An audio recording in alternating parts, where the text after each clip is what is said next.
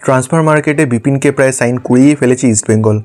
লাল হলুদের সাথে 2 বছরের কন্ট্রাক্ট সাইন করতে পারে বিপিন। কিন্তু কথা হচ্ছে ইস্টবেঙ্গলের আইএসএলে যেমন পারফরমেন্স, তাতে বিপিন সিংয়ের মতো আউট অফ ফর্ম প্লেয়ারকে সাইন করিয়ে টিমের খুব একটা লাভ হবে কি? লাস্ট সিজনে মাত্র একটা গোল আছে এই উইঙ্গারের নামে, সাথে টিমের মধ্যে তার কোনো ইম্প্যাক্টও নেই। তার ওপরে ইস্টবেঙ্গল এমনি স্ট্রাগল করছে। এমন সিচুয়েশনে একটা আউট অফ ফর্ম প্লেয়ারের থেকে কোনো কিছুই আশা করা ভুল। অ্যাকর্ডিং টু মেহতাব হোসেন, বিপিন তার ফর্মার ক্লাব মুম্বাই সিটি এফসির হয়ে অনেক গোল করলেও সে তার প্রাইম পেরিয়ে এসেছে। তার মধ্যে এখনও কিছু বাকি আছে নাকি সেটা দেখতে হবে। এসব ছাড়াও পিবি বিষ্ণুর সাথে কন্ট্রাক্ট এক্সটেন্ড করেছে ইস্টবেঙ্গল। তাহলে বিপিনকে মেনলি সাবস্টিটিউট হিসেবে ইউজ করতে পারেন কোচ অস্কার ব্রুজো, যদি অ্যাজ সাবস্টিটিউট তিনি টিমকে কন্ট্রিবিউট করতে পারেন তো। On the other hand, inter কাশির এডমন্ড লান্ড্রিন্ডিকাকে সাইন করে ফেলেছে ইস্টবেঙ্গল। আগামী কয়েকদিনের মধ্যে অফিসিয়াল অ্যানাউন্সমেন্ট হওয়া উচিত। 26 বছর বয়সী এই সেন্ট্রাল ফরওয়ার্ডের মার্কেট ভ্যালু প্রায় 1,20,00,000 টাকা। এছাড়া সব কিছু ঠিকঠাক থাকলে পাঞ্জাব এফসির টেকচাম অভিষেক সিংকেও আপকামিং সিজনে লাল হলুদ জার্সি গায়ে দেখা যেতে পারে।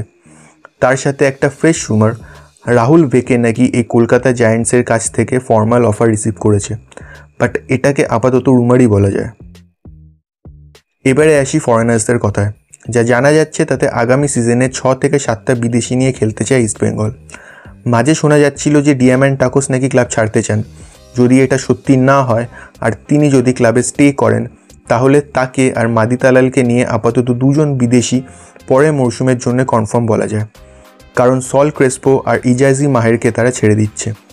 প্যালেস্টাইন ন্যাশনাল টিমের ফুটবলার মোহাম্মদ রাশিদকে নাকি থার্ড ফরেনার হিসেবে পেতে চাইছে ইস্টবেঙ্গল। প্যালেস্টাইন ন্যাশনাল টিমের ফুটবলার ইন্দোনেশিয়ান লিগ 1 ক্লাব পার্সেবিয়া সুরবায়ার হয়ে খেলেন এই 29 বছর বয়সী ডিফেন্সিভ মিডফিল্ডার। বসুন্ধরা কিংসে কোচিং করানোর সময় নাকি এই প্লেয়ারকে দলে নিতে চেয়েছিলেন Oscar Bruzon.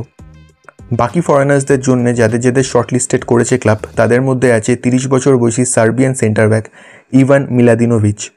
Currently Kazakhstan premier লিগের ক্লাব টবলকে রিপ্রেজেন্ট করছেন তিনি। অ্যাট প্রেজেন্ট তার সাথে ক্লাব ম্যানেজমেন্টের কথাবার্তা চলছে, এখনও কিছু ফাইনাল হয়নি। এদের বাদ দিয়ে বেঙ্গালুরু এফসির 35 বছর বয়সী অ্যাটাকিং মিডফিল্ডার অ্যালবার্টো এনগুয়েরার প্রতিও ইন্টারেস্ট দেখিয়েছে red and gold brigade. Forward পজিশনের জন্য 3টে প্লেয়ারকে শর্টলিস্ট করেছে ক্লাব, যার মধ্যে একজন হলো ব্রাজিলিয়ান গুস্তাভো হেনরিকে রড্রিগেস।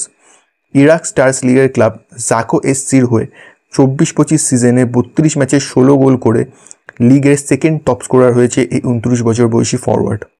আর ফাইনালি ব্রাজিলিয়ান মিডফিল্ডার মিগুয়েল ফিগুয়েরার সাথেও নাকি পাকাপাকিভাবে কথা হয়ে গেছে ক্লাবের। ম্যানেজমেন্ট একটা কোয়ালিটি নাম্বার 8 খুঁজছে যে মিডফিল্ডকে লিড করতে পারবে, আর তার জন্য নাকি মিগুয়েল একদম পারফেক্ট। বসুন্ধরা কিংসে অস্কার ব্রুজোর আন্ডারে একটা পিভোটাল রোল নিয়েছিলেন তিনি, সেই জন্যই তাকে প্রায়োরিটি করেছে ইস্টবেঙ্গল। বিপিন সিংকে সাইন করানো নিয়ে আপনাদের কী বক্তব্য? এছাড়াও যেসব বিদেশিদের ইস্টবেঙ্গল নেক্সট মরশুমে সাইন করার জন্য টার্গেট করেছে, তাদের মধ্যে আপনাদের কাদের পছন্দ তা অবশ্যই কমেন্ট করে আমাদের জানাতে ভুলবেন না। ভিডিওটা ভালো লাগলে অবশ্যই লাইক করবেন এবং ডে টু ডে স্পোর্টিং আপডেটসের জন্য অবশ্যই স্পোর্টিবংকে সাবস্ক্রাইব করবেন। পরের ভিডিও নিয়ে খুব তাড়াতাড়ি ফিরে আসবো, সো স্টে উইথ স্পোর্টিবং।